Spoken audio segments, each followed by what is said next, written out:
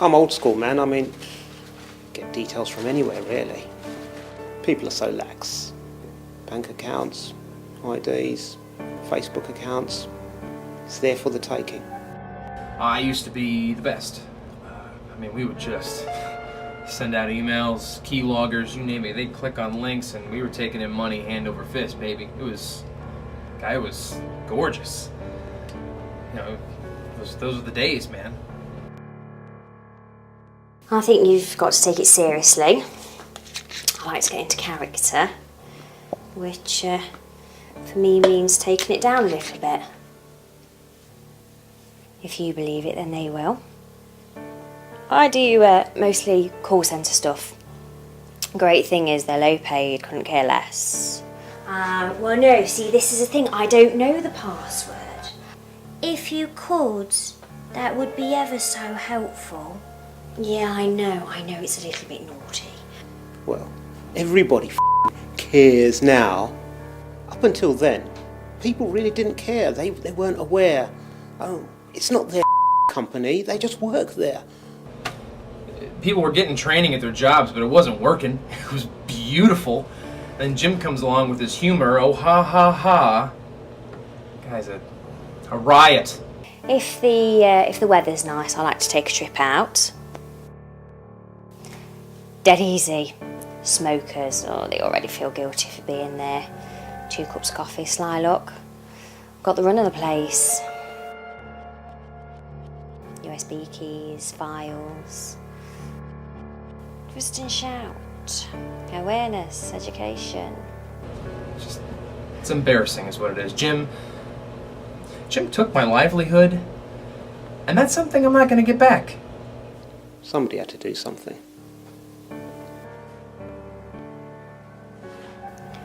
We make it funny for everyone, ha ha.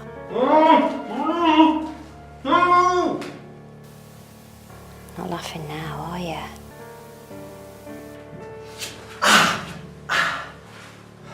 Hello?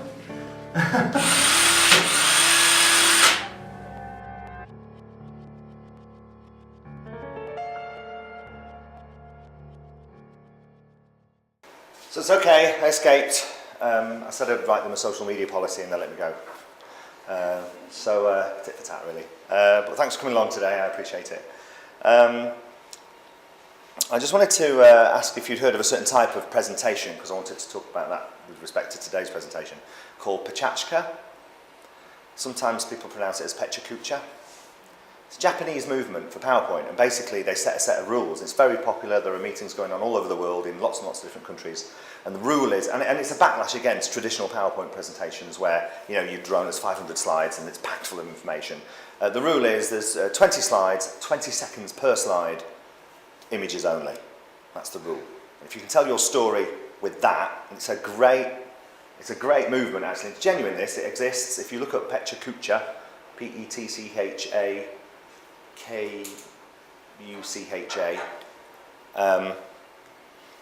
that's the Japanese symbol for it. That'll help a lot, won't it, really?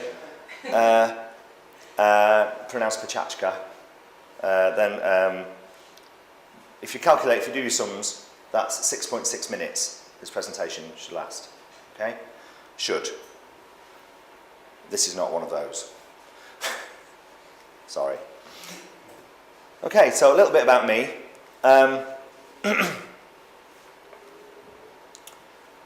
It wasn't easy growing up as the bastard love child of Jeremy Paxman and Eddie Izzard. Born with an acute knowledge of business and commerce, but an overwhelming desire to run off with a circus. It's kind of the mix that's in the company, really, but we think we've got a great sense of humour, but also we do understand communications problems. And every bit of communication should be there to solve a problem for the business. That's what we firmly believe. Our sort of cause, I don't like mission statements, I think they're banal and rubbish, but this really is to bring some kind of reality back to business and business to employee communications, using intimacy and authenticity to feed a starving workforce. Well, they are starving because they're fed brand compliant media, usually information heavy, usually, if it's a compliance issue like security, they have to read it as part of their contract. They have to go through a PowerPoint presentation or online e-learning or something like that. They have to do it and tick a box. You and I both know that that doesn't mean they've understood it necessarily, or worse still, they've not really engaged with it. And they may not change their behaviour as a result of that. I know one executive that said to me that when he was going through his compliance training, he paid his teenage daughter $30 to fill it in after she'd done her homework. That's actually an extra money. It got him accredited, and it also meant she was really good at information security. So some of the areas we work in are transformation and change management. Those images are from a sort of a campaign that we put together for a big telecommunications company. I think it was a statistic, Christine, you told me this, was it something like 7 out of 10 change programs, transformation programs fail. It's quite scary when you think of the amount of money that goes into a transformation program. And one of the biggest jigsaw pieces that goes into that picture of failure is the communications plan. Because I think that, you know, the management are the ones directing the change. They're the ones with the vision, they're the ones pulling everything forward. The people at the coalface, the people who actually do the work, also, contrary to popular belief, want change. Quite often if you talk to people at that level, they'll say, yeah, we think it's a good thing. We need to keep up, we need to stay ahead, we need to react. It's very old news that you need to change. Yeah? It's the intransigent middle layer of management who have the most to lose sometimes, or at least perceived to have the most to lose. They're the ones that dig their heels in. They are the gatekeepers of access to the leaders, and they are the ones that control the layers below. So they also control the flow of money in and out of different budgets and that kind of thing. And so really, if you can't get them on board, then you really are stuck with a transformation program. Okay, so we've worked in areas like, you know, internal communications for the marketing department, external salespeople for training for them and awareness, and as I mentioned, change management. And as I say, a niche market for us that exploded was information security. This is an example of a campaign that we did for an insurance company in the US called Assurion. They specialise in cell phone and handset insurance, or protection as they call it. They don't use this word insurance because they don't think they'd sell any. That was just 2 characters from a series of films that we made that were hugely successful for them. Even within the first 10 days, they were seeing sales increases of 30% across a sample of 25 stores because of the nature of the little comedy series that we created for them. It was a massively successful campaign, that one. On information security, we're very proud of one of our recent clients, our recent additions to the fold, which is Warner Brothers from Hollywood, who contacted us to make a series of short programs about information security and mount a campaign for them. Obviously very proud, and we also had access to the posters, which we could rewrite and recast, which was fun. So people would double take the posters, because they used to kind of seeing the poster with Robert Downey Jr. and Zach Anaphilis. But these are our guys from the film, so that was quite good fun. Other clients include Sony and Barclays, and there's some other names that we've worked for. Not just in information security, but across the board with this sort of work. Okay. I'd like to show you a couple of clips now, which unfortunately for copyright reasons can't be included in the video, so apologies guys, but you know where we are. Okay, that was for Experian, not too far away from here in Nottingham, actually. One of the closest companies we've ever worked for. This is the work that we do for Sony. I like the idea that they're trying to integrate superheroes back into society by letting them work as interns in your company. I think that's a great idea. Why did we land on information security as a niche market? Essentially, it's very difficult to make it look sexy. You know, there were incidents, for example, one customer had an incident where a disk was lost. Now, it didn't surface, the information on it never came to light, but the information that was on it was a major tender document for a massive multi-million-dollar project. And they were terrified that the competition might get hold of this document. And so they rewrote their entire security policy to try and deal with this issue. And what happened was, nobody went to the website to read that document. Who knew? So we got the call to say, how can we make people read this? And I said, well, I don't know, you can either threaten them or pay them. And neither of those ideas were going to fly on budgets that they had, and also the illegality of actually hitting people and making them read a document. So what we came up with was a series of short, humorous videos, and the contract with the viewer is essentially that is if you give me 2 or 3 minutes of your time, we will entertain you. That's it. It's a really simple contract, essentially, because then you change the whole dynamic of the communications and training arrangement to a pull dynamic rather than a push. Because a lot of people in the room are probably responsible for sending out information, the broadcast model. Yeah, if I tell you everything I know regularly, surely some of it will stick, you know. But the opposite model we find more effective, where you make something that's sort of viral because it's very specific to that group of people, i.e. everybody that works for that company, and it's a pull because people go, actually, do you know what? That was quite funny. I might mention that to somebody at the water cooler talk. That's an American term, really. We don't really talk around water coolers here, do we? It's the smokers group, usually. But they'll mention it to their friends and their colleagues, or they'll send a link on internally, and that happens a lot. Have you seen this? This is brilliant. Have you seen that information security video? It's brilliant. That's a sentence you don't hear very often. And so then that acts as the firework to attract people to a landing page where there's more information. And actually, once you're in that mode, and once it's made you laugh for 2 minutes, you might go, actually, do you know what? I don't know how to pick a good password. Click. Frequently asked questions. What do you mean encrypt an attachment? What do you mean? The uptake is far, far higher because you've set up a rapport with the person. So they're open to the information. It's just really helpful. And then the trick is to not make it one firework, but to let a firework off every couple of weeks. So people go, oh, I wonder what the next one is. Yeah? So that's why information security. Also, the interesting thing we found after doing a bit of research with some clients was that the old way of doing it involved compliance training, and I'm not sure what sort of training you guys are involved with, but this is, necessary as part of your employee contract to do this training. So what they would do, this is taken literally from one particular client conversation. So we make them do the compliance training so that if they breach the security, we can sue them because they ticked a box saying that they read the document or they finished the training.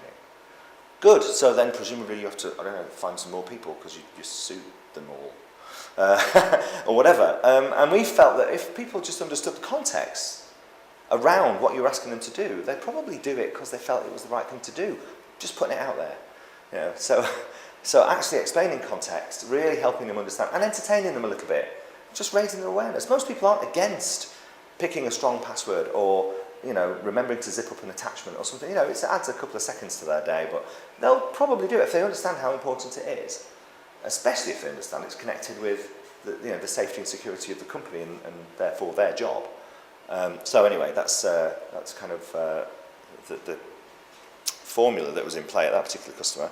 And so the IT department or the information security department put on their own campaign, and so they'll find a picture of a padlock because it's a sort of symbol of security.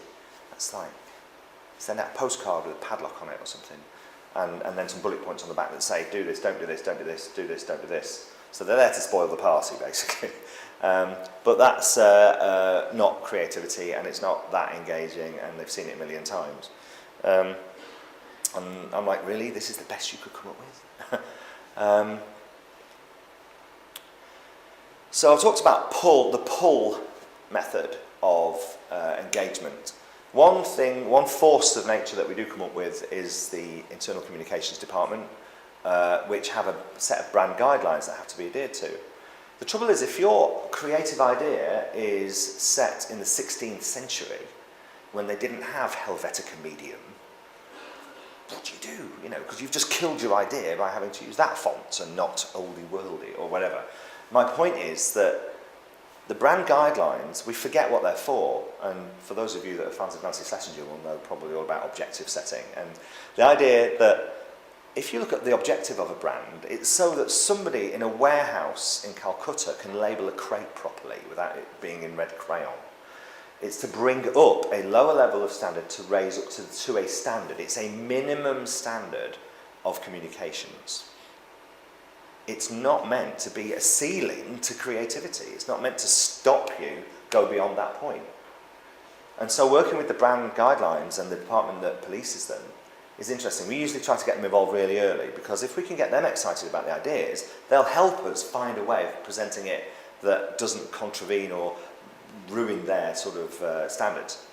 And so we're really looking for clever ways of positioning creativity in a shell that can still be brand compliant, the shell. So, for example, the logo at the start of the video, which fades out and then the video starts, or if it's a poster like with Barclays, we had movie posters as part of the creative.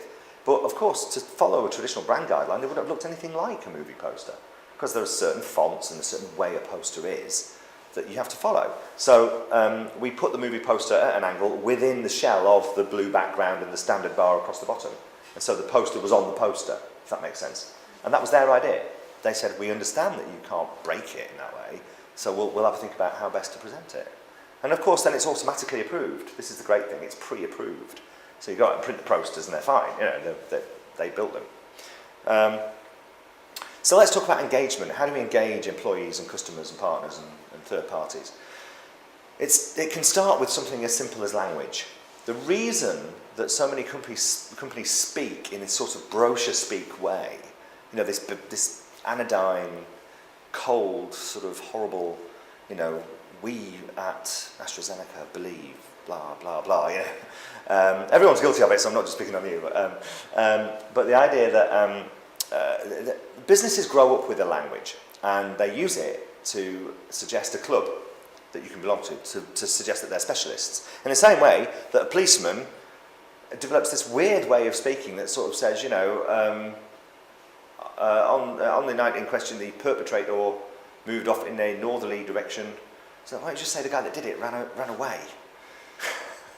Because they're given evidence in court all the time, so they develop that manner, and it's something they feel they have to do because they hear other people do it. So a language, just simply changing the use of language within an organisation can help.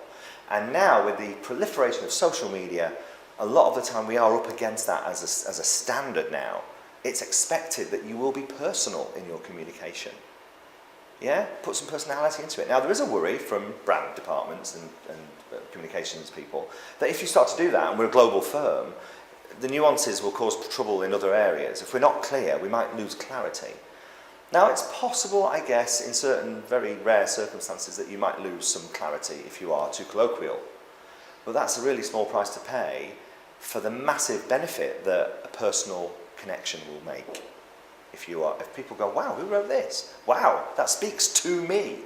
It's not about a we or a royal we. It's not a directive. It's a conversation. And it's that kind of language that we really need to sort of develop within the organisation. So it can start with something that doesn't require any kind of budget, just the language.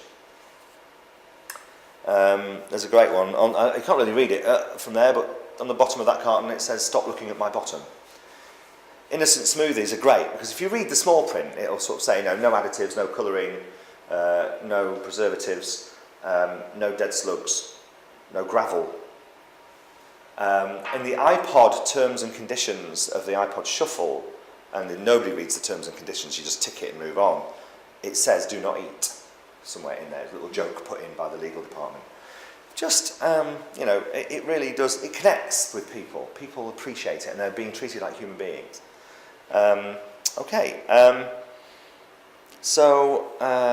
Let's see. Okay, so let's talk about how we build a communications plan, how we create the firework and all that kind of thing. This is what we call a creative hierarchy. I don't like pyramid graphs, so I've picked a different type of pyramid because it'll be more entertaining. Any piece of communication, whether it be a video or a poster or an email or a postcard, really should centre around one concept. Given the amount of traffic flying around an organisation today, you are lucky if you get that one concept through the door.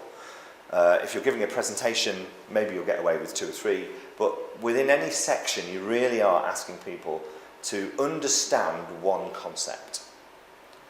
That's the rule that most companies break, and I'll explain why in a moment. Because when I asked Barclays to give me 5 headings for 5 films, so that each film could be about a single concept, they said, we've been working for weeks on this, we've really struggled and we've got it down to 26. It's like, oh. Now I went dancing in the streets because I thought, oh, you've got a budget for 26 films, great, you know. That wasn't the case. But it's difficult. And the reason it's important to pick one concept is because it is a hierarchy. No matter what the medium is, no matter how much money you've got, you can get that one idea across using creativity. The idea, or for want of a better word, the sort of creativity, is when you've got your concept, which might, for example, be, what's a good example? I'll pick the car industry because they are very good at using metaphors for things. The Volkswagen Polo was marketed a few years ago as being very small and strong. And the whole commercial was shots of people under threat, like rugby players bearing down on somebody, or an explosion happening with firefighters, and they're all crouching down like that and making themselves smaller. And the message was that, have you noticed, you always try to make yourself small when you want to protect yourself. And at the end it just had a shot of the polo and it just said, strong. And it was a very powerful metaphor. Yeah? So that was their creativity. Now that would have worked on a postcard with stock photography. That could, the language was very, very simple, but it was one concept. They didn't say it's strong, and it's economical, and it comes in a range of different colours, and. Because if they had, it would have just been information, it wouldn't have been an idea. And that's the difference, and that's the mistake most people make with internal communications, or even customer communications for that matter, is they come from, in business to business, we are all about the information. The next level down, I've talked about this, the execution. Is it a postcard? Is it a film? Is it an email? Am I using language? Am I using a font? Am I using a controlling image? Whatever happens, this doesn't change. The concept remains the same. We can stay with the concept no matter what we're doing. Because if our concept is, with passwords for example, question the person trying to get in, challenge the person trying to get past a certain point, then the idea might be, in medieval times they said, what's the password outside the portcullis? And then if it's medieval, then your execution needs medieval fonts and no digital calculators or, or mobile phones. And finally, at the bottom of the hierarchy, which the least important thing is the thing most companies start with, the information. Because when we've got our idea and we've thought about how we're going to execute it, now finally we'll cherry pick the 2 or 3 bits of information that will support that one concept. That's where the information is useful, that's where it's targeted, and that's what will get remembered. The other thing is to bear in mind that this also forms a model for a communications plan, where your one concept might be here to draw people in and go, oh yeah, I have a problem with that, or I understand that. And then when you've got their attention and you've opened up essentially a rapport and a channel of communication, you can offer more information. So what I'm saying there is, really with the information layer, make sure that it's the right amount of information and that there's no barrier to that information. Make it downloadable and usable and user-friendly, clear in the language, conversational if necessary, just real. I would sort of keep it real, really. And that the problem really is that many companies try to go upstream. They'll start with a meeting going, okay, so what do we know? Right, well, we know loads. Turns out we know tons of stuff. God, what? I've got 20 pages here on how to choose a password alone. We've got loads of stuff. Now, obviously, they then push that upstream, and it gets whittled away. Well, it's too much, less than, right, we've whittled it down to 26 things. Okay, that's fine. Let's put that in a film or a video or a document or a PDF. It's very long. We need to cut it down even further. Can we use fewer words or shorter words or read faster? Or, it's all about trimming the information. And it's all broken. By the time it gets to the top, people don't really know what the one idea is or what it's about, because they're trying to cram information into a smaller and smaller space. That's all they're trying to do. And that isn't an idea that people will remember. And actually, it damages the information even to try and strip it down that much to get it into a bite-sized thing. Because people go, we've got to make a video to get people to buy into this thing, and it's obviously it can't be more than 2 minutes. 2 minutes, just 2 minutes. I mean, I've seen loads and loads of movies I've loved, and none of them were 2 minutes long. So, I'm evangelical about this. I get quite frustrated with the way that we embrace the security of information. And I understand that, because a lot of people, certainly in marketing, in B2B have come up through the business. So they may have been a lawyer or an engineer or a chemist or whatever, and they've been really good at that, and they've got great product knowledge, and they're pretty personable, so they've got reasonable communication skills. And then they get promoted into marketing, and it's great, because they've gone from service or sales engineer into marketing, and then they've ended up in a position where, sorry, is that a note of recognition there? They've ended up in a position where they're expected to make creative decisions, but what they know is information. So there's never any real training in the way creativity can help you solve a business problem. Okay, brand or bland. We've already sort of covered this, and I've already talked about how the brand can get in the way, and we need to remember what it's for. It's for uniformity and consistency, and when you're trying to get a firework up there, it's the opposite of uniformity and consistency. So you have this tension between creativity and the brand. Now, if you're a consumer brand, quite often that brand is already creative. If you're Nike or Coca-Cola or whatever, it already uses creativity very well to engage a market.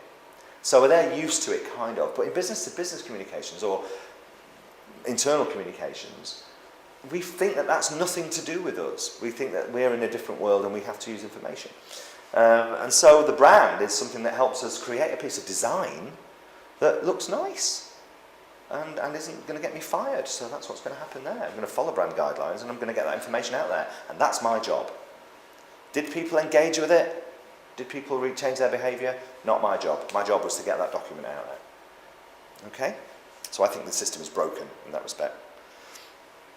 The reason we shy away from doing brave things, the old saying that nobody ever got fired for buying IBM, is that we don't want to lean into the problem of creativity because actually we don't understand it and it could get us fired. I understand that. I think that's why more education and training on the nature of creativity in business is required. I think it's a really vital part of business. Everybody talks about creativity in business. They say innovation and creativity are essential for survival. The constant change that happens, that people talk about it a lot in business terms, but it's never applied to the actual communications, the bit where it's supposed to be applied to, especially in business to business, I believe. So there's a question I'm often asked, which is, Jim, you make these sort of really cool little comedies. Is somebody in Jakarta going to get it? You know, and actually we uncovered quite a lot of research to suggest that compared to a talking heads video by the chairman, it's still more effective, because if you're clever with the scripting, these things are multi-layered. You know how these kids' movies these days are... who's got kids? Put your hand up if you've got children. Okay, nearly. Tomorrow, Ross, you'll be putting your hand up. That's right, he's about to have a baby. So. He doesn't look it from here, but it's the light, in the right light, you can tell. But basically, when you've got to sit through those kids' films, they're very clever now. Pixar will make them really cool. I love watching. I watched Rio was I went to see last time. Lots of in-gags for grown-ups, lots of movie references that we'll get. The kids like the characters and the situations and the slapstick. We're loving the sort of nod to the parents that sort of says, you see that? That was in Scarface. Nice, you know. And they're very clever. That's a layered communication. Yeah, they're communicating to two completely different markets with the same piece. What we're saying is that if we're creating scenarios like I've shown examples of today, where there are vivid characters, and we kind of get it. There's enough action that if you turn the sound off, you'd probably get what was going on, really. And so that's still a vivid picture and a story. We are hardwired to remember stories. We're not hardwired to remember information and multiple bullet points. That's not how our brain works. Generations ago, when our mothers told us stories of the bears in the woods that would eat us or the witches that would turn us into a frog, to stop us running off into the woods on our own, that was for a reason. I believe that before IT, that's what happened. Stories are a very, very solid format. If you do any kind of memory training, stories are used there. Do the story of your journey to work. Do a story where things connect. It's very, very memorable format, and we're comfortable with it. Most of us have a storyteller within us. If you're telling somebody about how you got a nickname or you're telling a joke, again, it's something that lots of people are comfortable with. If I ask you to list your top 10 favourite films, you really struggle. You may have a top 10. In fact, I really worry about somebody who could just reel off 10 films that they like. That would scare me. So in terms of multicultural work and global organisations, it's still better to try. Now, maybe you'll get You won't get 100% of the cognitive response to the jokes and the nuances, but you might get 80%, and that's still a lot more than you would have got if you'd have just simply presented information. And the biggest crime is where video is used to present information, because it's a really expensive medium for delivering information. It delivers ideas and stories. It's not very good. It's a time-based medium. Once it's gone, it's gone. So delivering information, it's really hard to sort of keep track of it without rewinding. People don't know what it's good at. That's one of the problems.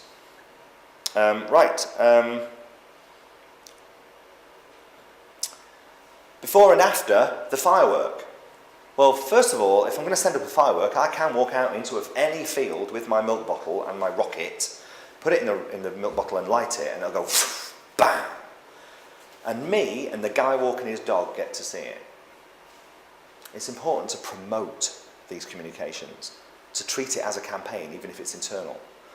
Because saying something is coming down the line, presenting an HTML email with some images about what you're talking about, especially where you adopt the same theory that, say, the movie industry adopts, which is actually to raise more questions than you're answering. Don't tell people exactly what you're doing, make them curious. Coming soon, May 2011. And then you can put any picture or word after that you want, and people go, oh, what did he mean? Aardvark. What did he mean? Killer aardvark? I don't know. You can make people curious just by the way you present information.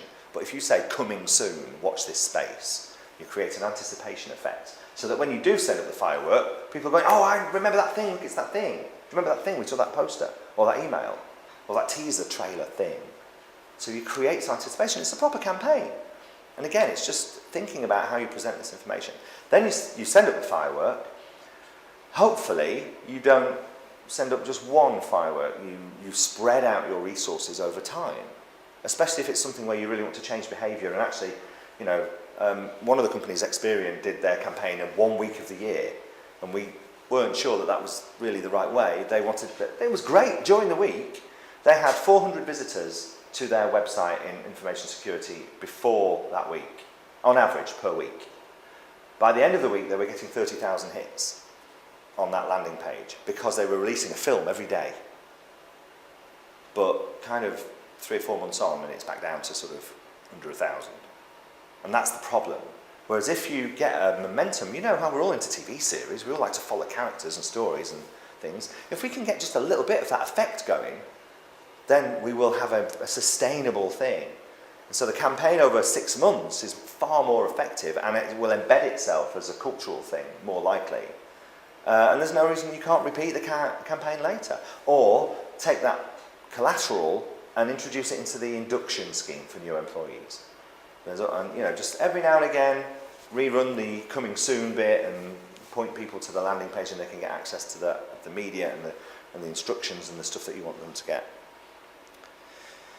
So that was before. Afterwards, how do we know if we've won? What was the measurement? It's not that revealing, actually. I mentioned hits on the landing page. Well, that's nice, but it's not a really accurate way of understanding engagement or behavioural change. And one of the weird things that happened with one of our customers was that before the campaign ran, over a period of, say, 3 months, around the world, they had a certain level of reported incidents in information security. When the campaign ran, those incidents went up massively, which panicked them a bit for about a day, until I explained that all of those incidents were happening anyway, they just weren't being reported. So what I encouraged people to do was pick up the phone and go, that thing that happened in that video, that happened to me. Right, okay, so actually now they've got a handle on it and they know what the picture is, what the real picture is. They can control it, they can do something about it. So the news isn't not always what you'll expect, but some kind of measurement program. And certainly in information security, there's no easy fix for this, there's no easy answer.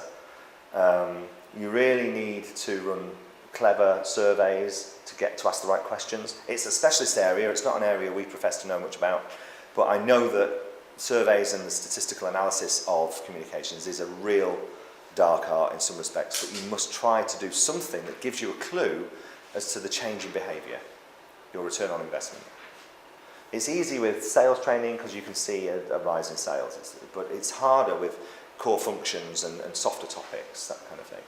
So I'd like to end the presentation now with one of the episodes from our new customer, Warner Brothers. The campaign went live a few weeks ago, and they've had a lot of success with it. We're very pleased, and we're very proud to have them as a customer.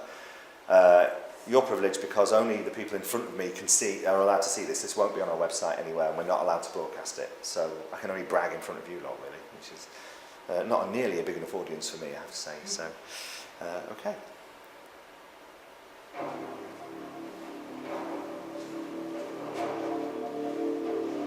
To make a programme for, you can imagine the sort of pressure we were under creatively to come up with something. I mean, that audience has seen it all and made it all. And it's been seen by the directors on the Hollywood lot. Those programmes have been shown as trailers before premieres of major movies in Hollywood. So that's probably our proudest moment. And have stood up pretty well, actually. They hold premieres on the lot in the private 600-seat theatre that they have on the Warner Brothers campus, and all the employees are invited to see the screening. And these, like I say, these are used as trailers throughout there, so it's a great way to get them out there, make sure everybody sees them. So, and they've had great feedback, and they're having great success with the campaign as a whole. There were a series of posters that we produced, as you saw earlier, mocking up popular films that Warner Brothers have made. Unfortunately, we weren't allowed to touch Harry Potter because it's off limits. J.K. Rowling wouldn't let us replace Harry and Hermione with the two guys, so never mind. So at that stage, all I have to say is, any questions? Anyone want to ask about any of the work that you've seen, or would you like to talk about any other areas other than information security? I'll just say one thing. Thank you, Security BSides. Next time I'll try and press the record button. Okay, any questions? No, I can't think of a thing. Can I just ask a question in the room in terms of communications? I know that perhaps some of the work that we've shown you today, you sort of think, well, either A, there's no way we'd ever get clearance for that, for budget, or we'd never get away with that as an idea, just corporately. What sort of things do you think when you see those sorts of campaigns? I think that's excellent from a compliance perspective. We go through compliance training, which is immensely boring and then tested at the end, things like that. I think, to have the idea of having sort of light-hearted posters around, just to sort of get through the message, rather than just doing, as you say, on roads, so that it's... Because the training's necessary, don't get me wrong. I'm not saying this doesn't replace training. It adds as a method of driving people to know that A, the training is important, and where it is, how to find it. And But that's a much more user-friendly way to do it. But as you say, budgets, fairly small business, are they really going to invest? Oh, definitely. But I think that if you just extrapolate down that sort of hierarchy that I talked about, there are still ways of, a little creativity goes an awful long way. And I think if you just look at that hierarchy, just think of your core concept. What is one, because everyone thinks that if we're going to send out communication, we better get everything in it. Otherwise it's a wasted opportunity, and the opposite is true. I think if you send out one thing and people go, wow, I've never thought of that before, you make them truly engaged with that issue, then they will beat a path back to you, and then you can talk about other issues. But I think this notion of the firework and then the pull theory really does work. And there are very simple things you can do that don't require huge expensive videos or that kind of thing. There are lots you can do just with language, just with simple, cool things. With one little idea that we suggested to a client was about checking the identity of somebody when they were in the building, or checking identity online, that kind of thing. To create a series of little transparent stickers. Lots of buildings have glass doors or glass walls and that kind of thing. And we had this idea of having a little campaign to talk about identity. And we stuck the sort of glasses and fake nose on the sticker on the glass, and you could walk up behind it and go like that. And that's a silly little thing. It's a silly little thing, but the number of photos that people will take on the other side of that glass, if you go, it's great. And they can make lots of different types, and they can upload the photos, or they can send them to somebody who can put them in the staff magazine. It's not that, that sort of thing is not at all expensive, and takes a bit of thought, obviously, but the idea is to try and encourage that creative thought, because it just makes the communications more effective and memorable. And in terms of training, one thing that I'd like to think sort of pioneering to some extent, is taking, where they have gone to the extent of investing in a campaign like this, is that, oh, you're ready to kick us out, aren't you? I'm getting ready to, yeah. All right, okay. Basically, you can use characters that you've set up, like narratives that you're using, to put in the PowerPoint presentations that people will see at a later date. So you get that recall. Yeah, using a soundbite from the film or from a podcast or something like that. It's like, hey, you know, well done at the end of a module that you've completed as on an e-learning program. All of that just makes it a sort of holistic thing, and you remember some of the collateral that you created. Unfortunately, we are going to get kicked out of this room now, but I'm very happy to talk to anybody downstairs in the courtyard if you want to have a brief chat. But let me give you cards. Thank you for coming along today.